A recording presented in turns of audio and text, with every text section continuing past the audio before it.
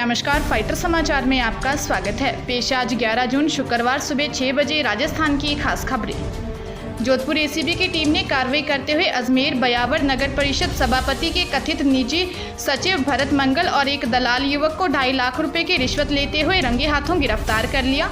ACB के SP Bhopal Singh Lakhawat ने बताया कि परिवादी ने शिकायत देकर बताया कि मकान के ग्राउंड फ्लोर पर बने हॉल का करीब 1 वर्ष पहले रेनोवेशन करवाकर मिठाई की दुकान बनवाई थी। इस दुकान को लेकर नगर परिषद में हुई बिना अनुमति दुकान निर्माण की शिकायत पर उन्हें नगर परिषद बयावर से 22 अप्रैल को दुकान निर्माण को अवैध बताते हुए 3 दिवस में भू स्वामित्व के कागजात पेश करने का अल्टीमेटम नोटिस दिया गया था।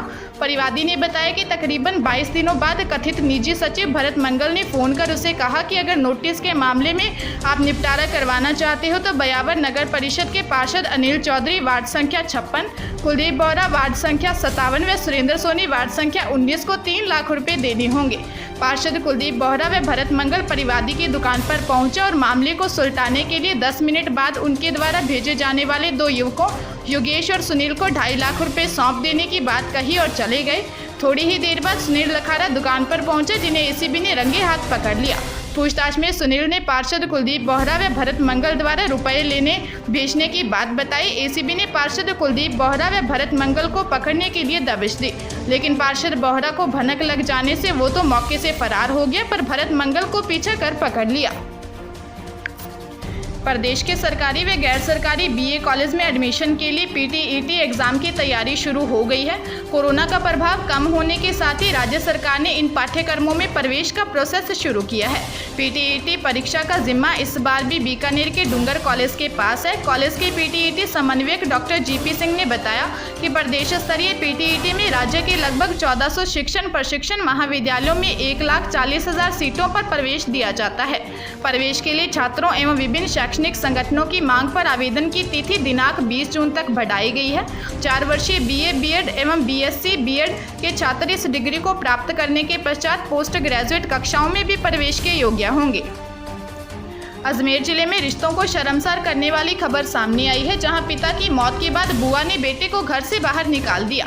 पुत्र के पहुंचने से पहले ही बुआ ने पिता का अंतिम संस्कार भी कर दिया। जब मृतक का पुत्र अजमेर पहुंचा तो बुआ ने घर से सारा सामान सहित घर पर ताला लगा दिया। पुत्र ने अब एसपी से सुरक्षा की गुहार लगाई है। पुत्र ने कहा कि बुआ घर की चाबी और सामान देने से मना कर रही है और जान से मारने की धमकी दे रही है। पुलिस मामले की जाँच कर रही है।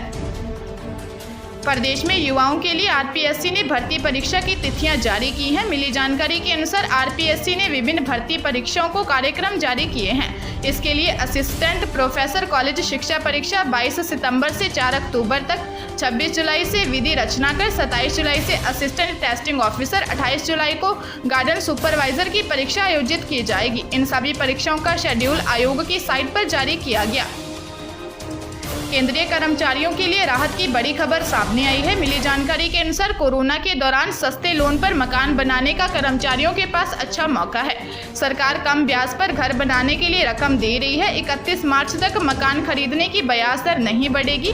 31 मार्च 2022 तक सिर्फ 7.9% ब्याज दर पर एडवांस मिल जाएगा। वर्ष 2020 में वित्त मंत्री निर्मला सीतारमण ने अर्थव्यवस्था में तेजी के लिए हाउसिंग और एक्सपोर्ट सेक्टर में इसका ऐलान किया था। इस ऐलान में एचबीए की ब्याज दर घटाना शामिल था।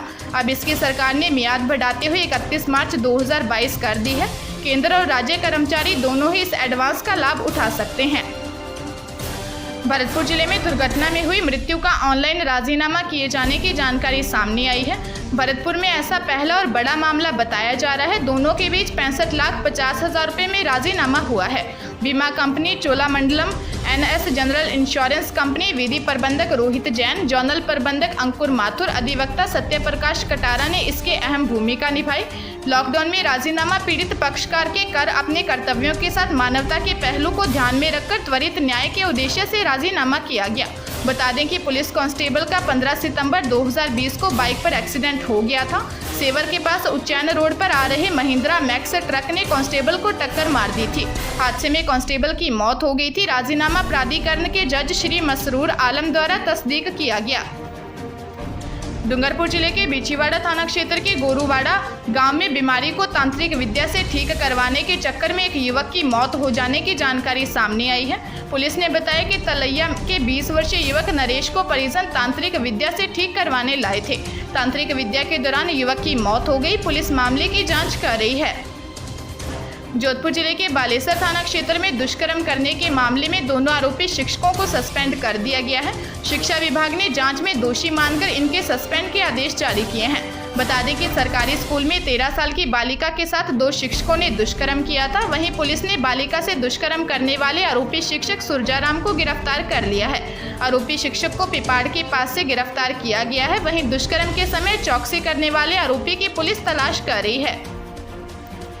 राजस्थान में कोरोना संक्रमण अब समाप्ति की ओर जाता दिखाई दे रहा है। गुरुवार देर शाम आई रिपोर्ट में कोरोना संक्रमण से बड़ी राहत देखने को मिली है, जिससे हालात अब सामान्य से होते दिखाई दे रहे हैं। गुरुवार देर शाम आई रिपोर्ट में राजस्थान में जहां बीते 24 घंटे में 2268 कोरोना संक्रमित मरीज ठीक हुए हैं, वहीं मात्र 538 नए केस सामने आए। वहीं श्रीगंगानगर जिले में 20 कोरोना रोगी सामने आए हैं, तो हनुमानगढ़ जिले में 52 नए कोरोना रोगी मिले हैं। हालांकि सरकार द्वारा कोरोना संक्रमण की इस चेन को तोड़ने के अथक प्रयास किए जा रहे हैं कि ताकि ये आंकड़े भी धीरे धीरे समाप्ति की ओर आएं।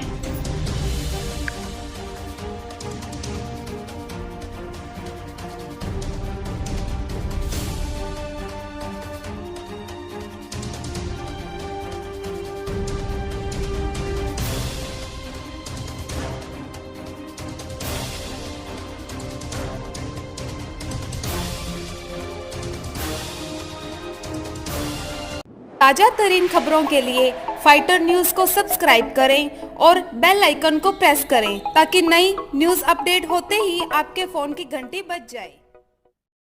Once again